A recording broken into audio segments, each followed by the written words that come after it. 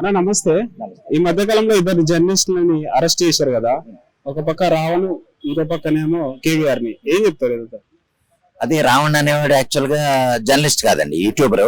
అయితే ఏంటంటే జర్నలిస్ట్ ముసుగులో ఒకళ్ళని ప్రత్యేకంగా విమర్శించడం కోసమే పుట్టిన రావణ్ అన్నమాట, జోసెఫ్ రావణ్. అయితే ఏంటంటే అతను ప్రశ్న లేదా టీం ప్రశ్న అని పెట్టుకున్నాడు, అది సంతోషమే. అతను ప్రశ్నించే హక్కు భారతదేశంలోని రాజ్యాంగం, ఉన్నత విలువలు గల రాజ్యాంగం అతనికి ఆ హక్కు ఇచ్చింది, సంతోషం. ఎవరినైనా విమర్శించవచ్చు, కానీ ఎవరినైనా విమర్శిస్తే అది విమర్శించవచ్చు, తప్పులేదు. కానీ ఏంటంటే అది వ్యక్తిగతంగా దూషించాలన్న ఉద్దేశంతో విమర్శ పేరుతో దూషించాలని చూస్తే గనక అదే రాజ్యాంగం అతను అరెస్ట్ చేసే హక్కు ఉంది, ఈ బొక్కలో వేసి ఎరగబొడిసే హక్కు కూడా ఉంది. అయితే ఇక్కడ ఏంటంటే ఇప్పుడు అతను ఒక 2 ఏళ్ల క్రితం అండి, ఒక 2 సంవత్సరాల క్రితం మనం కృష్ణ రావణ్ అనేవాడు ఎవడో మనకు తెలియదు, లేకపోతే జడ శ్రావణ్ అనేవాడు ఎవడో మనకు తెలియదు.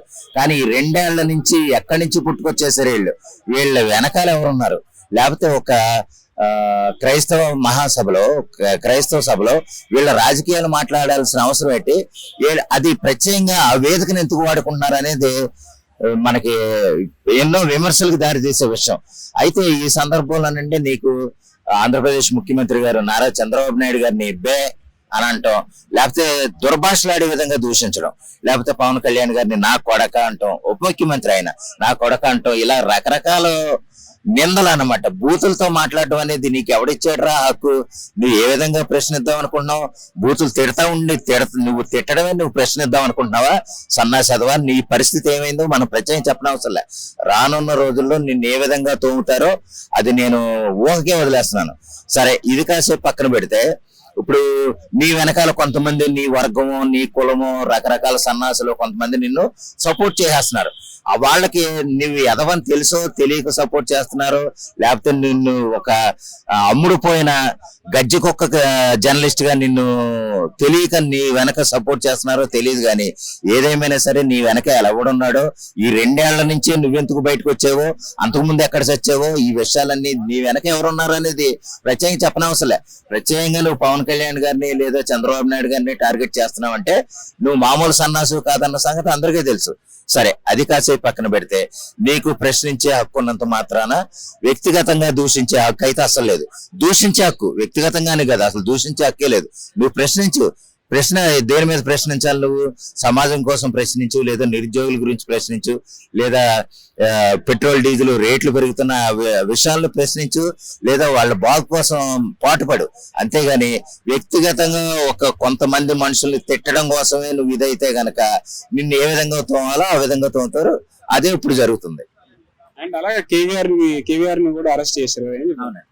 కేవీఆర్, ఈ ప్రశ్న రావణ్, వీళ్ళందరూ ఏంటంటే ఒక వర్గానికండి, ఒక వర్గమో, ఒక కులమో, లేదా ఒక మతమో, వీళ్ళకి వాళ్ళు నచ్చకపోతే అతను వ్యక్తిగత విమర్శించవచ్చు. ఎలాగా? చంద్రబాబు నాయుడు గారు మీరు చేసే పని సరిగా లేదు, మీరు సరిగా చేయట్లేదు, మీకు ప్రజలు ఎంతో గొప్పగా అధికారం ఇచ్చినా సరే మీరు దాన్ని కాపాడుకోలేకపోతున్నారని విమర్శించు, లేదా ఆయనకు మార్గదర్శకాలు ఇయ్యి, ఏదన్నా ఇదిలా కాదు ఇలా చేస్తే బాగుంటుందని చెప్పు, సంతోషం. అంతేగాని చంద్రబాబు నాయుడు గారిని బే అంటాం, లేకపోతే ఎవడరా నువ్వు కోన్కిస్గా కొట్టంగాడు, నీ పక్కన ఉన్నవాడు యారంటేనే నువ్వు పడవు, నీ పక్కన ఉన్నవాడు యారంటేనే నువ్వు ఒప్పుకో. ఒక చిన్న ఎస్ఐని అంటేనే ఆడు తోలు తీసేస్తాడు, ఒక మామూలు ఒక చిన్న పోలీస్ స్టేషన్ లో ఉన్న ఎస్ఐని యారా అంటే ఒప్పుకోడు. అటువంటిది రాష్ట్ర ముఖ్యమంత్రిని లేదా ఉప ముఖ్యమంత్రిని నా కొడక, నాలుగు కోస్తా, యారా, ఒరే అంటూ ఊరుకుంటారా? తోలు తీసారా? ఆ విధంగానే జరుగుతుంది నా కొడకల్లారా. మీకు ఆ విధంగానే చేస్తేనే మీకు ఎలాగ తీరాలో అలా తీరుతుందని నేను అనుకుంటున్నాను, తీరాలని కోరుకుంటున్నాను. నేను జగన్మోహన్ రెడ్డి అమరావతి రాజధాని పైన మాట్లాడింది కదా, దానిపైన ఏం చెప్తారు మీరు? ఆయన ఏవో మాట్లాడుతుంటారండి. ఒకసారేమో అమరావతి రాజధాని అని చెప్పి ఎలక్షన్ ముందన్నాడు, గెలిచి 151 సీట్లు ఇచ్చి గౌరవిస్తే అమరావతి లేదు, అమరావతి లేదు, 3 రాజధానులు అన్నాడు. సరే 3 రాజధానులు అయిపోయారా బాబు అనుకుంటే మళ్ళీ నమ్మో వచ్చి మళ్ళీ ఏమన్నాడు, వైజాగ్ రాజధాని అన్నాడు. ఇప్పుడు వచ్చేమన్నాడు, మావిగన్నే నా రాజధాని, మావిగారి పేరు మీద నేను ఎలక్షన్ లోకి వెళ్తా, మావిగన్నే నా చెప్పేనే నేను ఎలక్షన్కి వెళ్తా, మేము చూసుకుందాం అప్పుడు అంటున్నాడు. ఇలాంటి పిచ్చి పిచ్చి మాటలు మాట్లాడి, ఇలా తెలివి తక్కువ మాటలు మాట్లాడే కదా 151 సీట్ల నుంచి ఇవాళ 11 సీట్లు పడిపోయింది. ఏదేమైనా సమాజం పట్ల బాధ్యత, ప్రజల పట్ల ప్రేమ లేని వ్యక్తి, ఇలాంటి వ్యక్తితో ఆయన ఏం మాట్లాడినా పెద్దగా ఇంట్రెస్ట్ కనపట్లేదు. ఎందుకంటే ఆయన చరిత్ర అయిపోయింది. 5 సంవత్సరాలు ఆయన ఎంత గొప్పవాడు, 5 సంవత్సరాలు అవకాశం ఇచ్చి చూసాం. ఇస్తే ఆయన ఏం చేశాడు? సంక్షేమాన్ని నమ్ముకుని అభివృద్ధిని వదిలేశాడు. అభివృద్ధి అంటే ఏంటి? యువత భవిష్యత్తు. యువత భవిష్యత్తుని కాపాడలేనాడు ఒక నాయకుడే కాదు. కాబట్టి జగన్మోహన్ రెడ్డి నాయకత్వానికి పనికిరాడు, జగన్మోహన్ రెడ్డి పరిపాలన పనికిరాడు. జగన్మోహన్ రెడ్డి వాస్తవంగా ఇలా పిచ్చి పిచ్చి మాటలు మాట్లాడి రోజు రోజుకి దిగజారిపోతూ ఆయన వేరే లోకంలో ఉంటున్నాడేమో అనిపిస్తోంది.